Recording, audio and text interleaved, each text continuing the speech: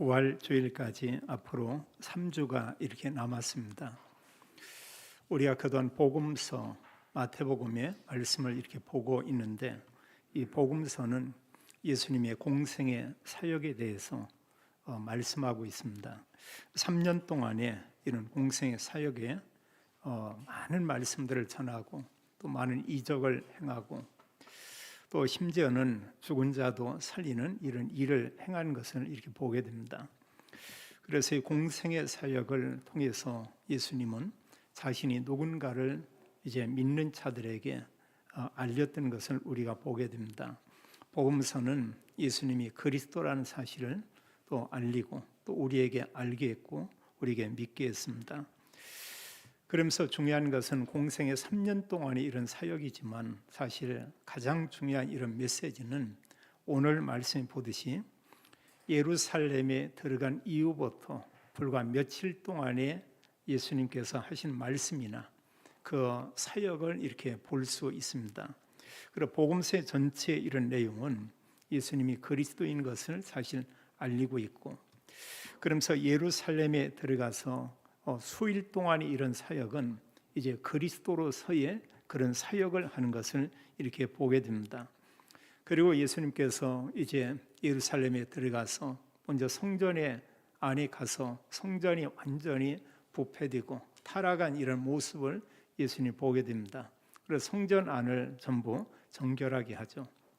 거기에서 돈 바꾸는 사람들도 내쫓고 또 그러면서 짐승을 사고 파는 사람들에 대해서 책망을 하고, 그리고 안에 있는 모든 물품들을 다 막 뒤집어 엎고 이런 일들을 하죠. 사람들이 볼 때는 계속 이런 예배를 드리고 그랬기 때문에 그게 당연한 것이다 이런 생각하는데, 예수님 볼 때는 완전히 그 모습이 원래 하나님 원하는 그런 예배의 모습이 아닌 것을 보게 됐습니다. 말씀하기를 그런 얘기를 해요. 내 집은 만민이 기도하는 집이다. 그 맞죠. 기도하고 예배하는데 너희들이 강도의 소굴로 만들었도다. 누구에 의해서 그러냐? 종교 지도자들, 그들에 의해서 교회가 원래 모습을 잃어버린 것입니다. 그래서 사실 교회는 목회자와 중직자들의 역할이 굉장히 이렇게 크죠. 교회 안에 올바른 복음 가진 사람들의 이런 역할과 또 교회에 헌신한 사람들이 얼마나 소중한가를 우리는 잘 알고 있습니다. 사실 복음 없이도 얼마든지 열심히 낼 수가 있어요. 다른 종교에서도 많은 사람들이 열심히 내고 헌신을 합니다. 심지어는 이단에서도 수많은 사람들이 모든 재산을 거기에 헌납하고 거기에 헌신하고 있습니다.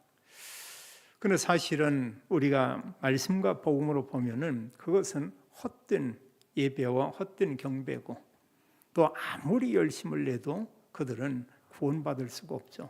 성경은 우리에게 말하고 있어요. 그리스도를 믿음으로 구원받는데 오직 예수님만 그리스도다. 이것을 우리에게 말씀하고 있죠.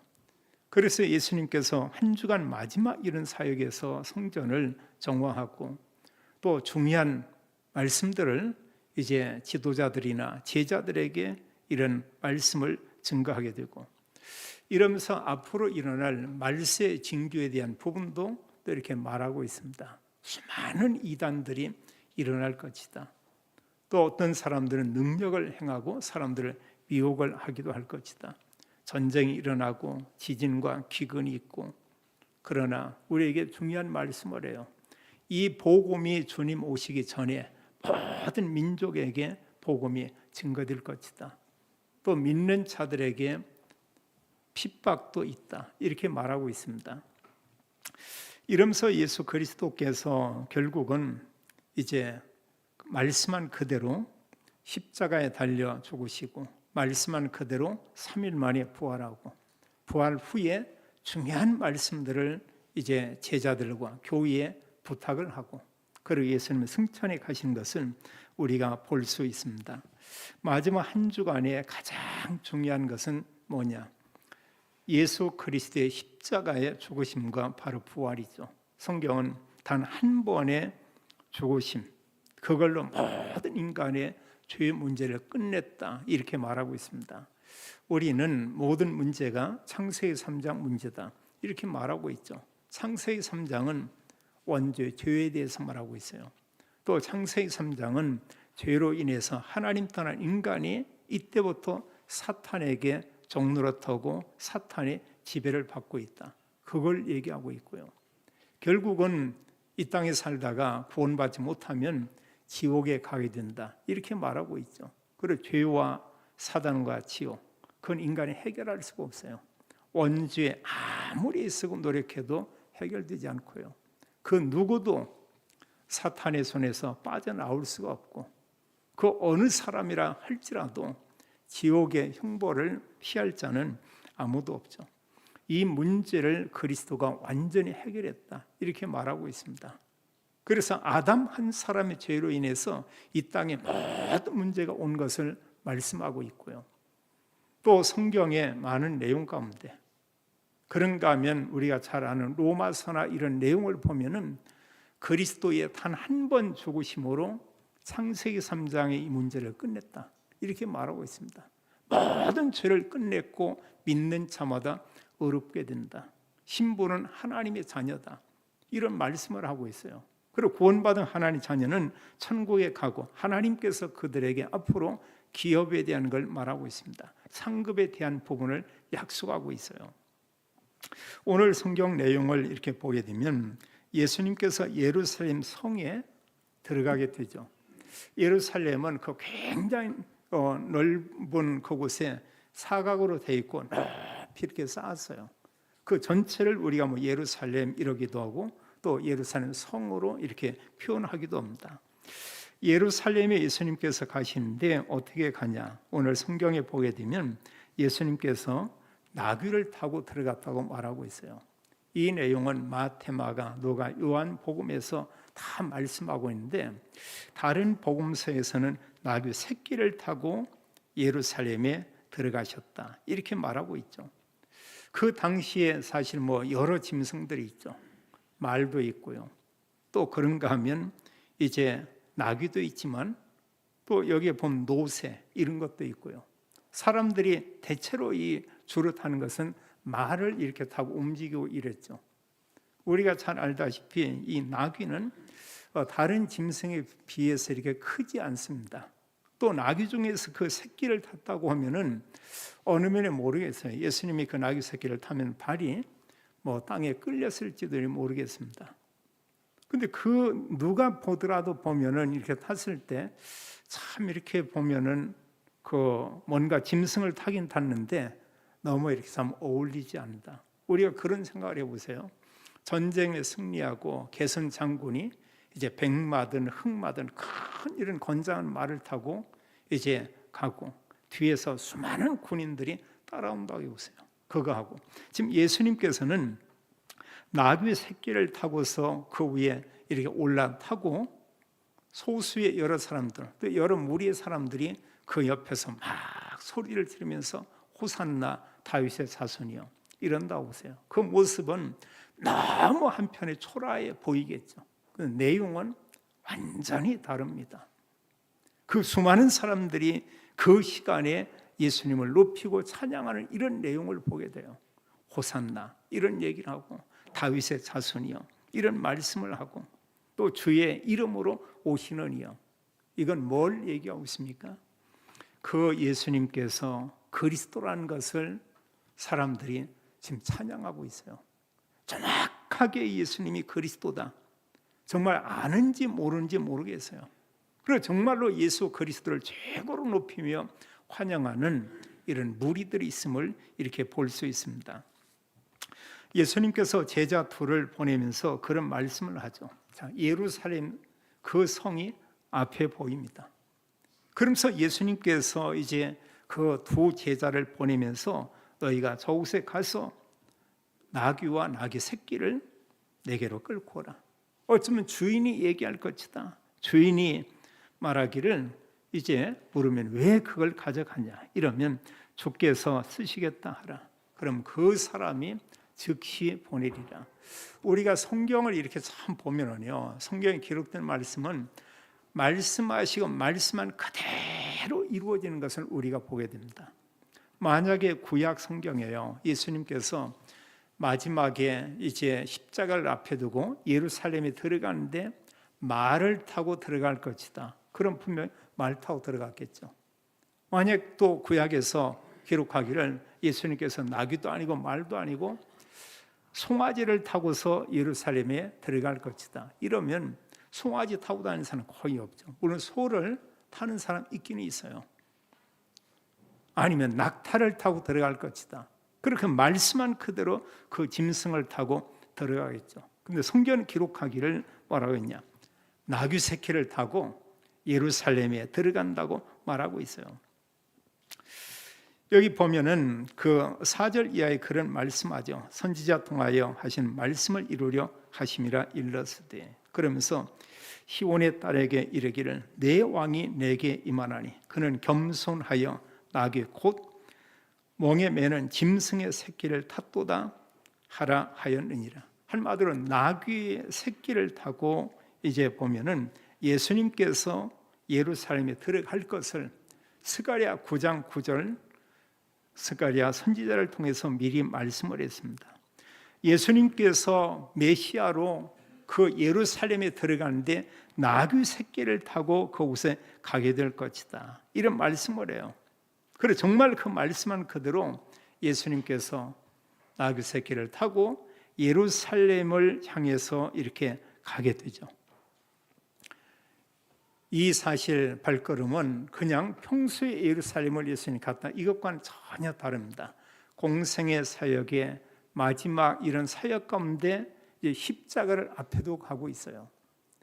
이제 이들에게 유월절이라는 명절이 얼마 남지 않았습니다. 그리고 각국에서 유월절을 지키기 위해서 많은 사람들이 예루살렘에 모여들고 있고, 더 나아가서는 전 세계에 흩어진 이런 하나님을 믿는다는 그 사람들, 흩어진 유대인들, 이들이 예루살렘에 모여서 예루살렘은 많은 사람들이 거기에 모여 있죠. 이때 예수님께서 예루살렘 성을 향해서 이렇게 가는 것입니다. 예수님이 나귀를 타고 그 성에 들어가는 것은 무엇을 위해서 지금 그 성에 가냐?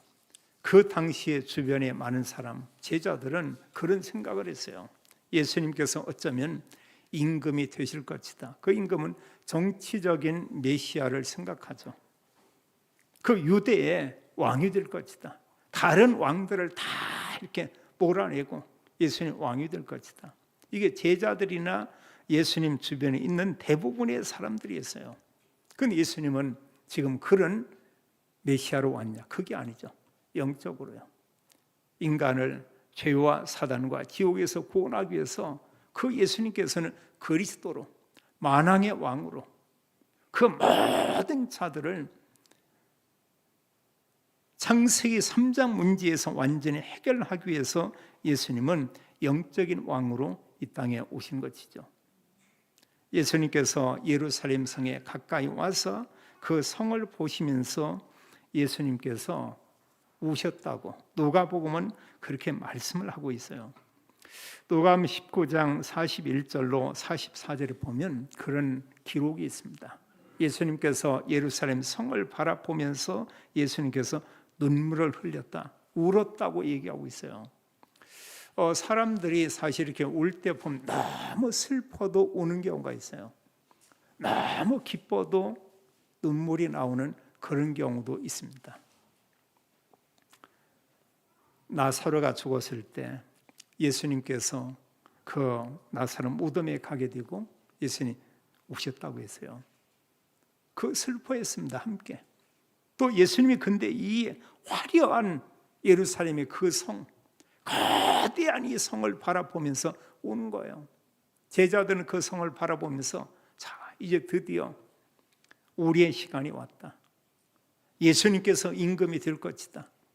이런 생각을 하면서 예루살렘을 향해서 지금 가고 있죠. 예수님이 왜 우셨냐? 그렇게 말하고 있어요. 이르되 너도 오늘 평화에 관한 일을 알았더라면 졸본하였거니와 지금 내 눈에 숨겨졌도다. 그러면서 원수들이 와서 그곳에 이제 토성을 쌓게 되고 그 성을 완전히 에워싸게 될 것이다. 또 말하기를 보면은 이제 그곳에서 많은 백성들을 죽이고 그들의 자녀들을 보면은 땅에 메어칠 것이다, 이런 얘기를 하고요. 또 이런 정도가 아니고 결국은 그 성을 완전히 다 무너뜨린다고 얘기했어요. 돌 위에 돌 하나 남지 않고 이 성이 무너질 것이다, 이런 얘기하죠. 제자들은 그게 안 들려요. 그런 말들이 안 들려요. 또 유대에 있는 수많은 사람들도 그런 생각을 누구도 해본 사람이 전혀 없습니다. 예수님은 멀지 않아 이 성이 완전히 무너질 걸 미리 알고 있죠. 그러한 40년 후에 AD 70년에 로마 장군 디도에 의해서 예루살렘이 완전히 멸망당하고 이 성이 다 무너지는 것을 우리가 볼 수 있습니다. 예수님께서는 사람들이 생각하는 그 정치적인 육신적인 메시아, 사람에게 어떤 그 부를 가져다주는 그런 분으로 이렇게 오셨냐? 물론 예수 그리스도 믿으면 부유해집니다. 예수님은 인간을 근본적으로 죄에서 구원하고요, 이 땅의 왕국이 아니고 하나님 나라의 참된 왕국을 세울 뿐이고, 그래서 예수님은 그리스도로서 그 일을 하기 위해서 이 땅에 오신 것이죠.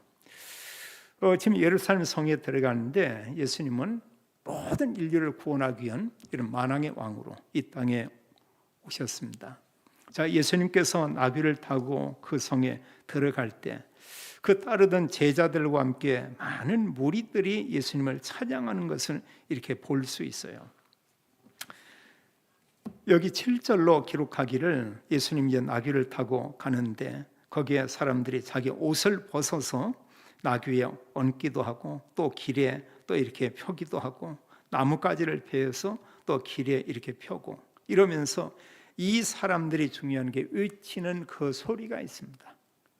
예수님을 따르는 그 여러 사람들이 외치면서 말씀한 내용을 여기에 기록했는데 9절에 보면 그들이 앞서가고 그들이 뒤에서 따르며 무리가 소리 높여 이르되 호산나 다윗의 자손이여 찬송하리로다 주의 이름으로 오시는 이여 가장 높은 곳에서 호산나 하더라. 여기 이런 말씀하는데 지금 무엇을 얘기하고 있냐? 이 내용을 보면 이들이 사실 알고 했는지 모르고 했는지는 잘 모르겠어요. 그러나 분명한 것은 많은 유대인들이 또 예수님을 따랐던 사람들이 한 가지 믿음을 가지고 있는 게 있습니다. 메시아, 그리스도가 멀지 않아 오실 것이다. 그리스도가 오실 것이다. 근데 아직은 이들이 보면 이 예수님이 그리스도다 아는 사람도 있고 고백도 있지만 다수의 사람들은 잘 모르고 있죠. 이 찬양의 내용의 핵심은 뭐냐면 예수님께서 그리스도라는 겁니다. 당신은 정말로 그리스도입니다. 당신은 우리를 구원할 수 있습니다. 이 백성을 구원해 낼 수 있는 바로 그런 분이십니다. 지금 이런 내용이거든요. 여기 말씀한 가운데 호산나 다윗의 자손이여 이렇게 말하죠. 호산나 우리를 구원하소서. 그 내용들은 뭡니까? 정말로 우리를 죄와 사단과 지옥에서 구원할 수 있는 분은 바로 주님이십니다. 이 내용이거든요. 여기 또 다윗의 자손이여 이렇게 얘기하고 있죠. 그리스도는 다윗의 자손을 통해서 온다는 걸 잘 알고 있습니다. 정말 고백을 잘했어요. 또 말씀하기를 거기에 보면은 이제 주의 이름으로 오시는 이여 이렇게 말씀했습니다. 구약의 주는 바로 여호와예요. 신약에 있어서 주는 바로 그리스도입니다. 주의 이름으로 오시는 이여. 이 내용으로 본다고 하면 정말로 예수님께서는 그리스도입니다. 예수님께서 정말로 우리를 구원할 수 있는 그분입니다. 구약의 많은 선지자들이 예언하고 말씀했던 그분이 바로 예수님 당신입니다. 지금 이 얘기거든요. 또 이들이 찬양하는 그 내용 가운데 보면은 그런 얘기를 하죠. 그러면서 가장 높은 곳에서 호산나 하더라. 이건 하나님께 큰 영광을 돌리는 것이죠. 가장 높은 곳에서 호산나. 우리를 구원하소서. 우리를 구원하실 분은 오직 예수님 당신이십니다. 지금 이런 얘기거든요. 참 이런 그 말씀 볼 때 자 호산나 그러면 주의 이름으로 오시느니 다윗의 자손 저 이런 모든 내용들이 그리스도를 얘기하고 있죠. 근데 이런 찬양을 부르고 있는데 우리가 잘 알지만 이런 찬양의 소리가 싫은 사람들이 있어요. 그게 누구야? 종교 지도자들입니다. 이들은 이런 찬양하는 게 너무 싫죠. 보면은요, 이 사람들은. 그래서 사실 그 누가복음에 이제 그런 내용이 이렇게 있습니다. 사람들이 예수님을 호산나하고 예수님 찬양하니까 거기 누가복음 19장 37절로 38절에 보면 제자의 온 무리가 자기들이 본 바 모든 능한 일로 인하여 기뻐하며 큰 소리로 하나님을 찬양하여 이르되 찬송하리로다. 주의 이름으로 오시는 왕이여, 하늘에는 평화여, 가장 높은 곳에는 영광이로다. 이렇게 찬양을 하거든요. 근데 그 뒤에 보면 이제 바리새인들이 그런 얘기를 해요. 누가복음 19장 39절로 40절에 보면 바리새인들이 말하기를 이제 선생님이요, 선생이요 하면서 당신의 제자들을 책망하소서. 뭐냐, 이게 싫은 거예요. 예수님에 대해서 말씀하기를 예수님을 찬양하고 그러면서 이제 주의 이름으로 오시는 왕이요, 하늘의 평화요, 또 땅에 그러면서 하늘에 이런 그 평화요, 이런 찬양을 하는 이런 내용들, 그리고 가장 높은 곳에 영광이다. 이건 뭐냐면 이 바리새인들이 제대로 알아듣긴 알아들었어요. 이 예수가 메시아라고, 이 예수가 그리스도라고. 그러면서 예수님께 말하기를 이런 찬양을 하고 이런 얘기를 하는 그 사람들을 책망하라고 이런 얘기하고 있습니다. 근데 이건 뭐냐? 예수님은 당연한 거잖아요. 수많은 사람들이 예수님을 높이고 찬양을 하고 있습니다. 그리고 종교 지도자나 이런 사람들은 너무 싫은 거예요. 또 예루살렘 성에는 수많은 사람들이 거기에 모여들어서 있죠. 이런 소문이 퍼졌을 때 그 성 안에는 소동이 일어났다고 이렇게 얘기하고 있어요. 제자들을 책망하소서 이럴 때 예수님께서 하신 말씀이 있습니다. 만일 이 사람들이, 이 찬양하는 사람들이 침묵하면, 그들이 입을 닫으면, 그들이 노래하지 않는다고 하면 돌들이 소리 지르리라, 이런 얘기를 해요. 정말로 메시아 그리스도가 왔는데 이 부분에 대해서 무리가 찬양을 합니다. 종교 지도자들은 그게 너무 싫은 겁니다. 수많은 예루살렘의 무리들은 이런 찬양과 이런 얘기를 들으면서 그 안에 한바탕 소동이 일어나요. 그렇지만 다수의 모든 사람들은 예수를 그리스도로 받아들이지 않습니다. 우리가 잘 알지만 불과 이런 일이 있고는 수일 후에 종교 지도자들의 선동으로 인해서 모든 백성들이 들고 일어나서 그들이 외친 한마디 함성이 있습니다. 뭐라고 말씀하냐? 저 예수를 십자가에 못 박으소서. 저 예수를 십자가에 못 박아야 됩니다. 저 예수를 십자가에 못 박게 하소서. 이렇게 외치죠. 종교 지도자들과 수많은 유대인들과 그런 로마 군인들에 의해서 결국 예수님께서 십자가에 못 박히는 이런 사건을 우리가 볼 수 있습니다. 오늘 우리는 여기에 무리들이 예수님 찬양하는 것처럼 우리에게 이런 찬양과 이런 고백이 있어야 될 줄로 믿습니다. 예수님이 누군가? 여기 잘 말씀했듯이요, 호산나, 우리를 구원할 수 있습니다. 다윗의 자손이요, 당신은 정말로 다윗의 후손으로 오신 구원자입니다. 지금 이런 얘기거든요. 또 말씀하기를 보면 주의 이름으로 그리스도로 이 땅에 오신 분이십니다. 그러면서 가장 높은 곳에서 호산나 하더라, 이렇게 말씀하고 있어요. 예수 그리스도께서 이 땅에 오셨습니다. 십자가에 단 한 번 죽으셨습니다. 말씀한 그대로 3일 만에 부활했습니다. 자, 어느 분이요? 내가 메시아다, 내가 그리스도다, 이런 얘기하고, 그리고 죽었어요. 그 죽었는데 이 사람에게 부활이 없다. 그럼 그리스도 아니죠. 또 어느 사람이 내가 메시아다 이런데 족보를 따져보니까 그 보면은 이제 아버지는 안 쉬고 어머니는 또 뭐 계시고 이렇다고 하면은 자, 그 사람이 정말 메시아가 될 수 있냐? 아니잖아요. 보면은요. 아담의 후손이죠. 예수 그리스도는 여인의 몸을 통해서 이 땅에 오셨죠. 여인의 후손으로 오신다고 말씀을 했죠. 그 말씀 그대로 예수님은 성령으로 잉태해서 이 땅에 와서 복음서를 통해서 그 예수님이 그리스도라는 것을 우리에게 알렸고, 그런 마지막 모든 인류의 구원을 위해서 예루살렘을 향해서 갔던 것을 우리가 볼 수 있습니다. 예수님이 불과 이제 수일이죠. 이날이 언제냐? 바로 오늘 예배 드리는 바로 주일이에요.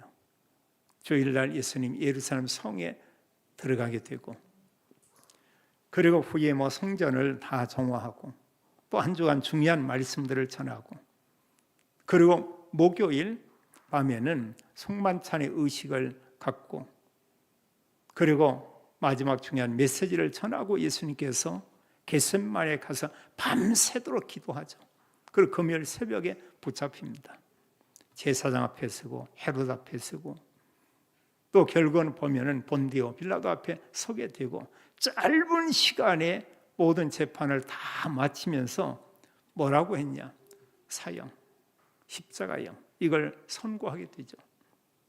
그래서 오전 9시에 십자가에 못 박히고 낮에 해가 어두워지고 오후 3시쯤 예수님께서 죽으셨다. 그리고 3일 만에 부활한 것을 볼 수 있습니다. 그리고 예수님 누구냐? 바로 그리스도예요.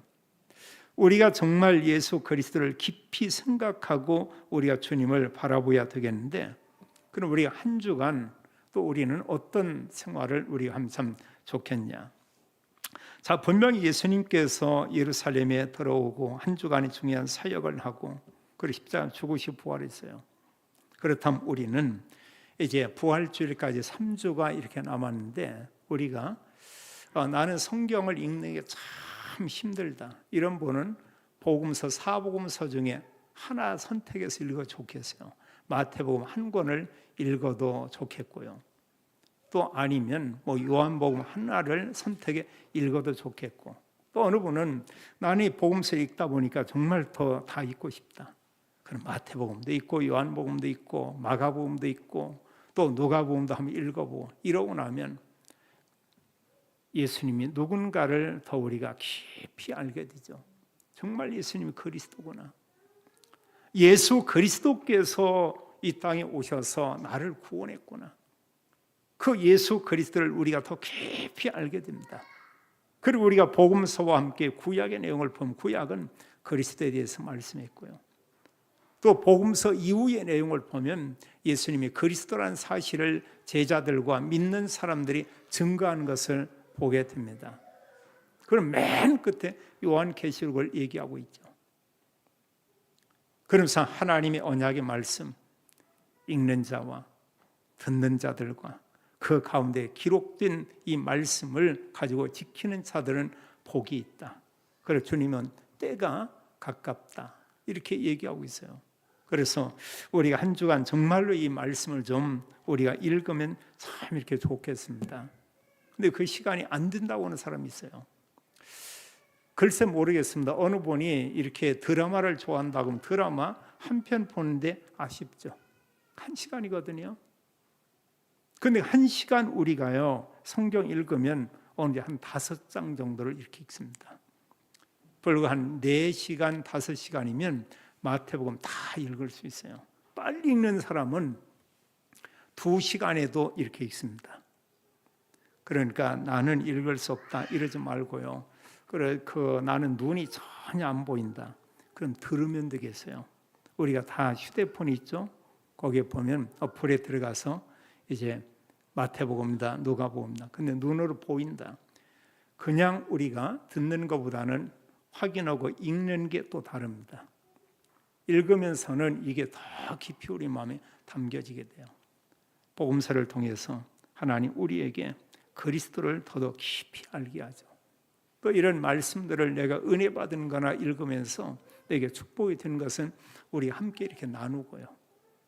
그럼 다른 사람, 저분은 있고 많은 이런 말씀을 또 정리하고 은혜 가운데 있구나. 한편에 보면 나는 이거 뭐냐? 나는 한 장도 안 읽었네. 그 말 듣고 성경을 더 읽을 수 있죠. 이때 하나님의 성령으로 역사하고 우리 함께하죠. 특히 우리는 또 이제 부활주일 전까지 평상시도 기도하지만 우리가 정말 이런 말씀 가지고 내 곁에 있는 사람들에게 또 내가 정말 복음 전해야 되겠다 이런 생각을 하면서 우리가 또 기도하면 좋겠고요.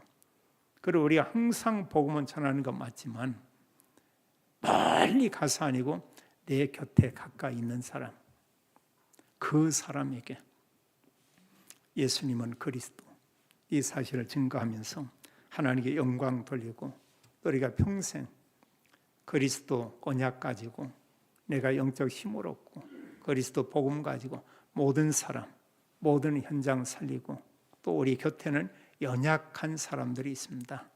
이런 사람들 우리가 무시하고 억압하고 이게 아니고 우리가 섬겨주는 자가 되면 좋겠습니다. 예수님께서 마태복음 20장 28절에 말씀을 했죠. 인자가 온 것은 섬김을 받으려 함이 아니라 도리어 섬기려 하고 우리에게 그렇게 살라고 말하고 있어요. 많은 사람의 대속물로 주기 위해서 왔다. 이 구원의 복음을 정말 안다면 알리고 전하라. 또 그 사랑을 가지고 사람들을 사랑하고 섬겨주라. 이렇게 말하고 있습니다. 우리 가는 곳마다 모든 흑암이 무너지고 또 하나님 나라가 임하며 또 예수 그리스도 이름이 높여지고 또 복음이 증거되는 이런 모든 성도님들의 또 현장이 되기를 예수님의 이름으로 축원합니다. 아버지 하나님, 우리에게 예수님이 그리스도임을 알게 하고 또 예수 그리스도만이 모든 문제의 답인 것을 알고 믿게 하심을 인하여 감사를 드립니다. 하나님, 그리스도가 이 땅에 와서 구원을 이루신 그 절기가 가까이 있습니다. 우리가 말씀을 읽고 또 기도하고 또 우리가 하나님 전도자의 삶을 살기 원합니다. 하나님의 성령으로 충만케 하고 모든 만남이 증인의 만남이 되도록 하나님의 축복에 주옵소서. 주 예수 그리스도 이름으로 기도하옵나이다. 아멘.